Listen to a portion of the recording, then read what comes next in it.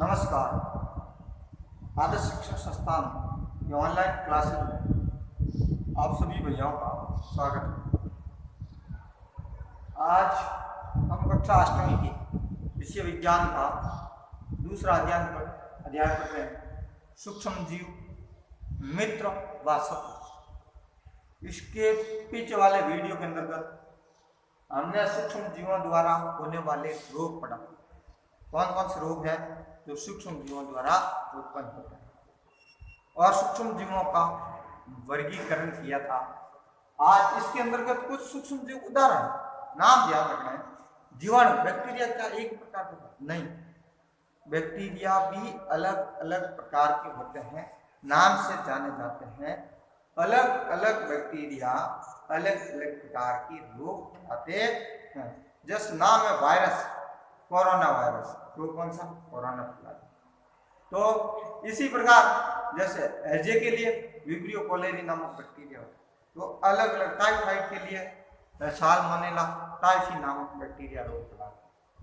हर रोग का एक बैक्टीरिया हो या एक सूक्ष्म जीव उत्तरदायी होता है। तो कौन कौन से जैसे उदाहरण है, जीवाणु होते हैं, छड़नुमा होते हैं, छड़ के आकार के, इस तरह मतलब इस पूरा ये छड़, ये चौक देखिए, विभिन्न प्रकार के ऐसे स्पाइरल घूमते हुए यानी स्प्रिंग की तरह होता है, बीच में से कटेगा, वो स्पाइरल जीवाणु। सवालों में कौन कौन से होते हैं सवाल, क्लेमाइडोमोनास, और एक होता है स्पाइरोगाइरा। स्पाइरोगाइरा जीवाणु इस तरह बीच में डंडी होती है और उनके बीच के अंतर्गत विभिन्न संरचना में सूक्ष्म जीव में पाए जाते हैं। इस तरह ये कहलाता है स्पाइरल जीवाणु, स्पाइरोगाइरा जीवाणु। प्रोटोजोआ, अमीबा, वह जीव जो अपनी निरंतर आकृति बदलता रहता है वो होता है अमीबा। एकमात्र जीव है जो अपनी आकृति को बदल सकता है। यह प्रोटोजोआ का उदाहरण। अमीबा है, पैरामीशियम है, यूग्लिड है, सभी कह सकते हैं एक कोशिक जीव है। कौन से जीव? एक कोशिक। एक कोशिक और बहुकोशिक में क्या अंतर होता है? वे जीव जिनका शरीर केवल एक कोशिका से बना होता है, पाचन, श्वसन, उत्सर्जन सारी क्रियाएं एक कोशिका के माध्यम से संपन्न होती हैं, तो उसको हम एक कोशिक कहते हैं। बहुकोशिक जिनका शरीर एक से अधिक कोशिकाओं से मिलकर बना होता है, उनको बहुकोशिक कहते हैं। जैसे कोशिकाओं का समूह मिलकर के ऊतक का निर्माण करता है, ऊतक मिलकर के अंग का निर्माण करते हैं। जैसे मुंह है, हाथ है, ये अंगों के उदाहरण। तंत्र, पूरा तंत्र बनता है, अंगों से मिलकर तंत्र बन जाता है। जैसे हड्डियां है तो कंकाल तंत्र बनता है, पाचन तंत्र, श्वसन तंत्र। अब मुख है, आर्नली है, ये किसके भाग है? पाचन तंत्र के अंगों के भाग। कवकों के अंतर्गत जैसे राइजोपस, राइजोपस कहाँ पाया जाता है? ये सूक्ष्म जीव, ये ब्रेड मोल्ड के ऊपर पाया जाता है, ये राइजोपस सूक्ष्म जीव ही होता है। पेनिसिलियम, पेनिसिलियम आज नाम सुना होगा, पेनिसिलियम कवक से पेनिसिलिन औषधि प्राप्त की जाती है, जिसकी खोज 1829 के अंतर्गत अलेक्जेंडर फ्लेमिंग ने की थी, जिससे पेनिसिलिन। आगे हम पढ़ेंगे मित्रवत सूक्ष्म जीवों के उपयोग। इस प्रकार एस्परजिलस। अब सूक्ष्म जीव कहाँ पाए जाते हैं, कहाँ रहते हैं, उनका आवास क्या है? कुछ सूक्ष्म जीव होते हैं एक कोशिक होते हैं, जैसे प्रोटोजोआ है, जीवाणु है, और कुछ सेवा, अधिकांश सवाल, संपूर्ण सभी सवाल एक कोशिक नहीं होते हैं, कुछ एक कोशिक होते हैं तो कुछ बहुकोशिक भी होते हैं। आप बोलेंगे सभी सजीव क्या एक कोशिक होता है? नहीं, अधिकांश सूक्ष्म जीव एक कोशिक या बहुकोशिक होते हैं। एक कोशिक भी हो सकता है और वही, जैसे एक कैंडोसिस सवाल होता है वो एक कोशिक होता है, इसका नाम अलग अलग नाम है। कुछ सूक्ष्म जीव बहुकोशिक भी होते हैं, जैसे सवाल और कवक। कुछ सवाल और कवक, सवाल और कवक। आपने एक लाइकेन का उदाहरण सुना होगा, ये कहाँ रहते हैं? ये समूह के अंतर्गत रहते हैं सवाल और कवक। लाइकेन राइजोबियम जो जीवाणु होता है वो मूंग के पौधों के अंतर्गत, जड़ों के अंतर्गत रहते हैं, यह भी कवक और सवाल का उदाहरण होता है। कवक और सवाल तो यह कहाँ रहते हैं? ये बर्फ कहाँ पर रहते हैं? यह बर्फीली, इतना भी बर्फ है, उच्च शीत से उष्ण स्रोतों, गर्म से गर्म स्रोत, हर प्रकार की स्थिति के अंतर्गत जीवित रहते हैं। और ये मरुस्थल तथा दलदल में भी पाए जाते हैं। आपने कीचड़ देखा होगा, अमीबा होता है ना, वो ज्यादातर कहाँ पाया जाता है? कीचड़ के अंदर के पाया जाता है। 2-3 दिन वर्षा पानी होता है, पड़ा रहता है, और उसके बाद देखना धीरे धीरे बहुत सारे उसके अंदर के जीव उत्पन्न हो जाते हैं। कीचड़ अपने आप पैदा हो जाता है, उनके अंतर्गत अपने आप जनन क्रिया होकर के यह मनुष्य सहित सभी जंतुओं के शरीर के अंदर भी पाए जाते हैं, और कुछ है वो वातावरण के अंतर्गत, वायुमंडल के अंतर्गत स्वतंत्र अवस्था में रह सकते हैं। तो वो क्या सकता है, हम मनुष्य से सभी जंतुओं के शरीर के अंदर रह सकते हैं। तो क्या सजीवों पर आश्रित रहते हैं? नहीं, कुछ सूक्ष्म जीव है वो स्वतंत्र भी रहते हैं। कुछ सूक्ष्म जीव स्वतंत्र रूप से पाया जाता है, तो कुछ है वो सजीवों पर आश्रित होते हैं। अमीबा एक ऐसा सूक्ष्म जीव है जो अकेले में रहता है, जबकि कवक और शैवाल है वो समूह के अंतर्गत रहता है। जैसे लाइकेन, लाइकेन क्या है? कवक और शैवाल दोनों साथ साथ में रहते हैं। यह एक समूह का उदाहरण है। कौन सा? लाइकेन। आपने देखा इस लाइकेन किस समूह का उदाहरण है? सहजीवी समूह, सहजीवी संबंध का उदाहरण है। सहजीवी संबंध, इस संबंध में क्या है कि शैवाल और कवक दोनों साथ साथ पाए जाते हैं। शैवाल तो भोजन बनाने का कार्य करता है और कवक उसको स्थान देने का कार्य करता है। शैवाल भोजन बनाकर कवक को देता है और बदले में शैवाल को क्या देता है? रहने के लिए घर देता है। इस तरह के साथ में एक संबंध पाया जाता है। राइजोबियम जो जीवाणु होता है वो लेग्यूमिनेसी यानी फलीदार पौधे होते हैं, उनकी जड़ों पाए जाते हैं। हमने पहले पाठ के अंदर पढ़ा, उसमें क्या होता है कि जो लेग्यूमिनेसी फली का पौधा होता है वो राइजोबियम को रहने का स्थान प्रदान करता है, और जबकि यह राइजोबियम जीवाणु है ये नाइट्रोजन को नाइट्रेट की यौगिकों में परिवर्तित करके और इन पौधों को प्रदान करने का कार्य करते हैं। यह भी एक सहजीवी का उदाहरण है। तो कुछ सूक्ष्मजीव हैं अकेले में रहते हैं, और कुछ सूक्ष्मजीव हैं वो सजीवों पर आश्रित रहते हैं, समूह के अंतर्गत रहते हैं। अगला जो हमारा पाठ है वो है सूक्ष्म जीवों के उपयोग।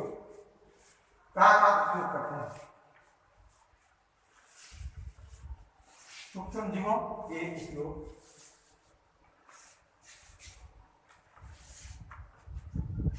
सूक्ष्म जीवों के उपयोग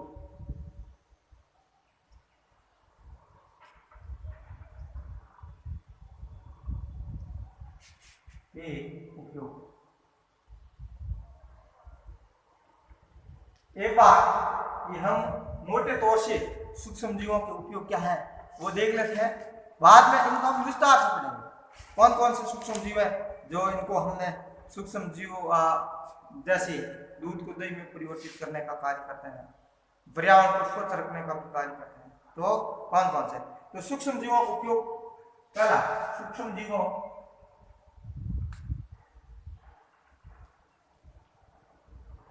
का उपयोग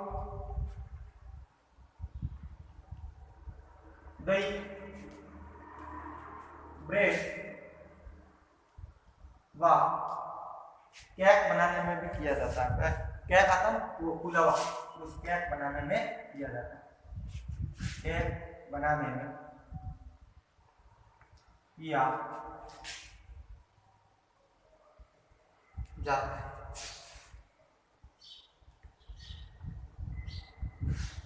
दूसरा, यहाँ एक ब्रेड और केक जानता हो फूली हुई होती है ना, ये किसकी वजह से फूलती है उसका भी हम अध्ययन करेंगे। दही और केक होता है फूल जाता है, क्यों फूल जाता है? आपने कभी ये सोचा? आटा होता है बड़े, कभी आपने देखे फूले होते हैं, इस कारण से होते हैं। प्राचीन काल के अंदर लोग हथकड़ी शराब है, हथकड़ी होता था वो सूक्ष्म जीवों की सहायता से बनाया जाता है। तो प्राचीन काल में शराब का जो सेवन, अल्कोहल का निर्माण है वो सूक्ष्म जीवों के द्वारा ही किया जाता है। प्राचीन काल में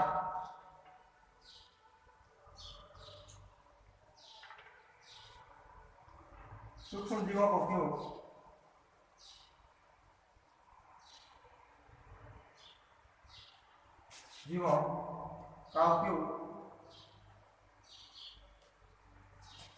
शराब बनाने में किया जाता है। अल्कोहल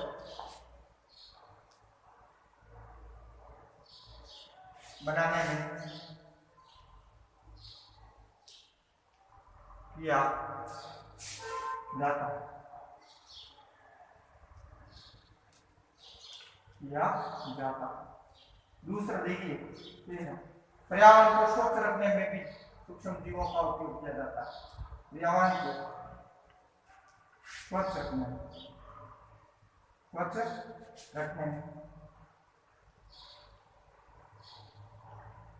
पर्यावरण को स्वच्छ किस प्रकार से रखते हैं कि जब देखते हैं आप किसी पशु की, गाय की, भैंस की जैसे मट्टी हो गई तो उससे दुर्गंध आने लगती है। वो जैसे ही पड़ा रहता है तो उनसे दुर्गंध आती है, वो वायुमंडल में फैल जाती है और बात वही है, वो दूषित हो जाती है। तो बहुत सारे सूक्ष्म जीव कुर्जान होती है, उनके मांस में खा लेते हैं और उनके ऊपर सूक्ष्म जीव धीरे धीरे उनका अपघटन कर देते हैं और मिट्टी में मिला देते हैं। आप 6 महीने के बाद में देखोगे जहाँ पहले पक्षी मरा हुआ था वहाँ एक कुछ नहीं है, मिट्टी पड़ी है। तो यह अपघटन का कार्य किसने किया?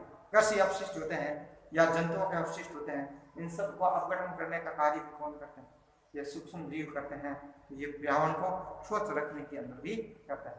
अगला है जैसे औषधि उत्पादन में, औषधि उत्पादन